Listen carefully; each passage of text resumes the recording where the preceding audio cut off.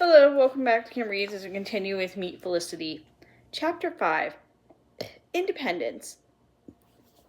Felicity brushed Penny until she was as shining as the sun.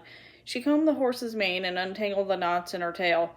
Mr. Nye never brushed Penny, and usually Felicity was too afraid to pull more than burrs off her coat. She did not want Mr. Nye to know someone was caring for Penny, but today was different. Today the secret would end. Penny knew something was happening. She stood very still and let Felicity brush her. "There, Penny, my beauty," Felicity said at last. "No one will recognize you. You're so clean and beautiful and so peaceful and calm." Penny nudged her affectionately. Felicity rubbed Penny's nose. "I love you, Penny," she said. "Are you ready?" Penny stood next to the pasture fence and let Felicity climb on her back. Felicity wore her coral necklace for good luck. She wore her favorite gown, too, so that she and Penny would look their best. "We're off," Felicity said to Penny. "Now don't you worry, everything will be fine." The sun was rising, tinting the rooftops gold as Felicity rode down the main street. The few people who were up and stared and wondered, was that the Merriman girl riding astride a horse? And what a horse it was! A beauty! Where did such a horse come from? Nan was carrying the breakfast bread from the kitchen to the house when Felicity rode into the yard. Nan's mouth fell open in astonishment. She called out, "Mother! Father! Come quick!" "What's all the fuss and bother?" Mr. Merriman asked. He came outside and wiped his face with a breakfast napkin. He stopped still when he saw Felicity riding Penny. "Look!" cried William behind him. "Lissy's horse! Lissy's horse!" "Felicity Merriman!" exclaimed Mother. "What are you doing? Where'd you get the horse?" "It's Penny," said Felicity. "It's the horse I told you about." Ben came toward her. Penny stepped back nervously. "It's all right, Penny," said Felicity. "It's all right." She stroked the horse's neck, and Penny calmed down. Slowly, Ben reached up and touched Penny's neck. "Is that the horse from Jiggy Nye's tannery?" asked Mr. Merriman. "What on earth are you doing with Jiggy Nye's horse? Does he know you have it? Why have you brought her here?" "I wanted you to see her, Father," said Felicity quickly. "I wanted to show you how lovely and gentle she is. Penny was never vicious. It was the only that Mr. Nye beat her and hurt her. She did not trust him or anyone. She wouldn't let me ride her for the longest time." "The longest time?" asked Mrs. Merriman. "What do you mean? How long have you been going to her?" "For 5 weeks now," said Felicity, "every morning." And Mrs. Merriman sank down the step. 5 weeks? And we never knew? "But how'd you tame her?" asked Mr. Merriman, who showed you what to do. "Penny herself. She showed me what to do," said Felicity. "All I do was be patient and careful. I'd wait for her to trust me." "She's a beautiful horse," said Mr. Merriman, "and she's a mild lamb. But she is not your horse to ride, even if you did tame her. You know it is wrong to borrow a horse without asking. You must take her back to the tannery now. You must apologize to Jiggy Nye for riding a horse.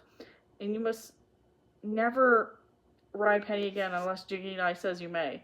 "But Father, you don't understand. I want to keep her," cried Felicity. "I heard Mr. Nye say that anyone who can ride her could have her. I can ride her, so she's mine."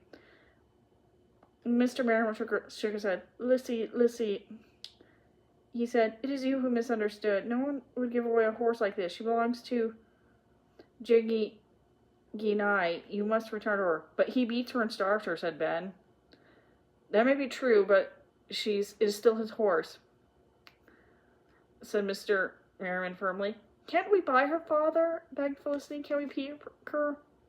Can Penny stay?" But Father had no time to answer. For that moment, Jiggy Nye came reeling into the yard. Penny reared, and Felicity had to grab onto her mane to stay on her neck. Nan shrieked, and William wailed. "I found ye!" yelled Mr. Nye. "You headstrong chit of a girl! You've stolen my horse! Get down off my horse!" Felicity leaned down and threw her arms around Penny's neck. Penny was trembling. "You say anyone could ride or could have her," Felicity said to Mr. Nye. "I never did," snarled Mr. Nye. Nan called out, You did. I heard you, you bad old man." Mr. Nye shouted, "I never meant no girl could steal the horse from me." "No one is trying to steal your horse," said Mr. Merriman. My daughter misunderstood. She was wrong to take your horse, but it was a child's honest mistake. I make my apologies for her. Mistake, said Mr. Nye. Taking a horse is a crime. The only crime here is the way you mistreat the horse, said Mr. Merriman. You don't deserve to own Penny. I would buy her from you. Ha! Shouted Mr. Nye. Never! I will never sell the horse to you and your bold-faced daughter. The horse is mine, and it will always be mine. I can treat it any way I want to. Hear me? Now tell your brat to get off my horse before I rip her down myself. No, no, cried Felicity. Don't let him take Penny. Father, please don't. Mr. Merriman looked at Felicity sadly. Penny does not belong to you, Felicity. You must let Chicky and I take her. Felicity held Penny tight. Please, Father, please, she begged. We can't let Penny go. Mr. Merriman gently opened Felicity's arms and slid her off Penny's back. Mr. Nye put a rope around Penny's neck and pulled it tight. He turned to Felicity and said, Don't you come sneaking around. If I see you near this horse, I swear I'll kill it. I'll tie its hide before I let you touch it again.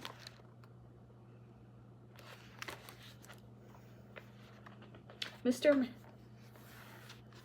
Merriman put both his hands on Felicity's shoulders. I will not have you speak so roughly to my daughter, Nye. Now be off with you, he said. Mr. Nye spat in the dust, and he yanked the horse off the rope and led Penny away. Felicity felt dead inside. Penny was gone, and all her hopes were gone too. Penny, she whispered, and then she turned and ran to the stable so that no one could hear her cry. A while later, Father came into the stable to find her. Felicity was stroking old Bess. She took comfort in Bess's warm, horsey smell. Father put his arms around Felicity. Have you cried all your tears, my child? He asked.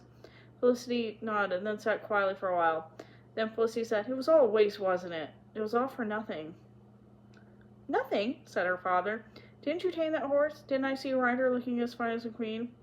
But look how it ended, said Felicity. Mr. Nye has taken Penny back.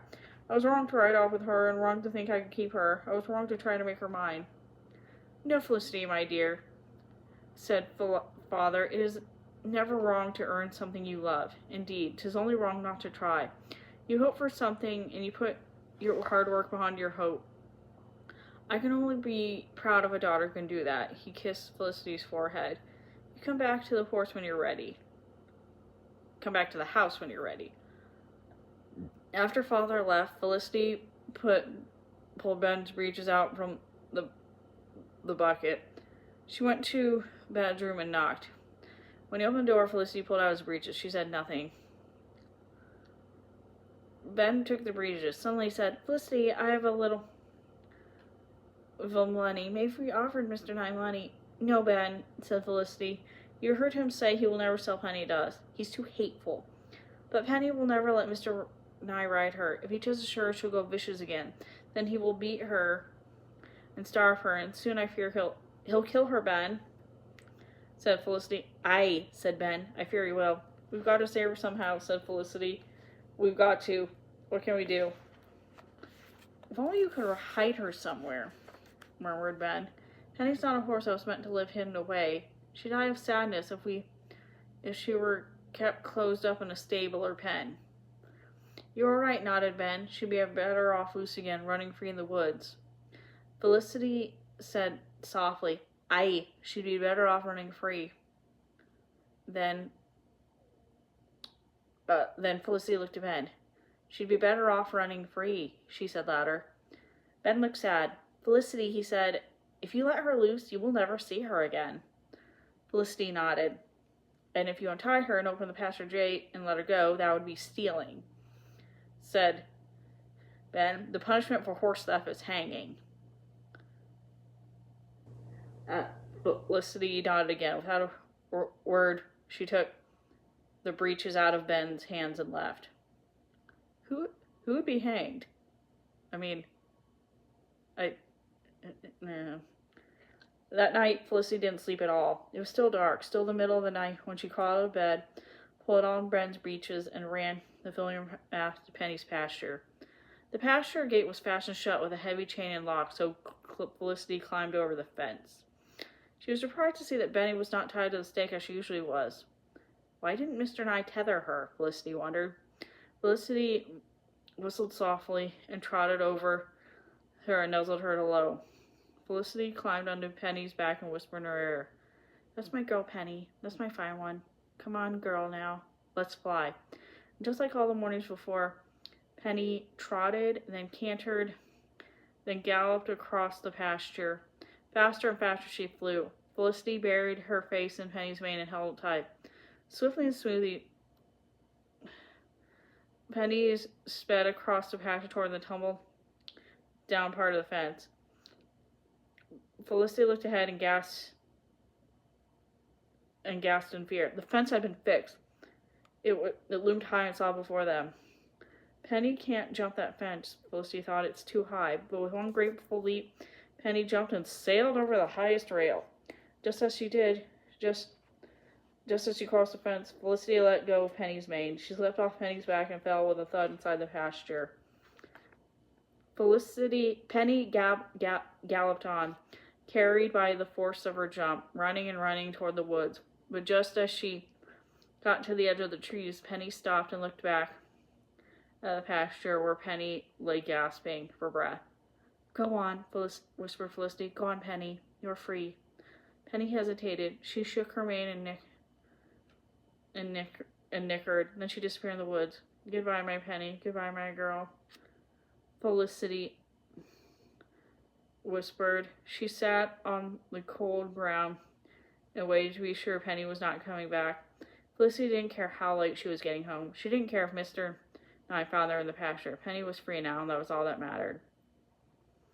At last, Felicity stood, brushed the dirt off her breeches, and headed home. She was very weary. Later that morning, Felicity went back to Ben's room above the stables. "Here are your breeches, Ben," she said. Ben took the breeches. "Did you let her go?" he asked. Felicity nodded, her eyes full of tears. "Penny's free," she said. She freed herself.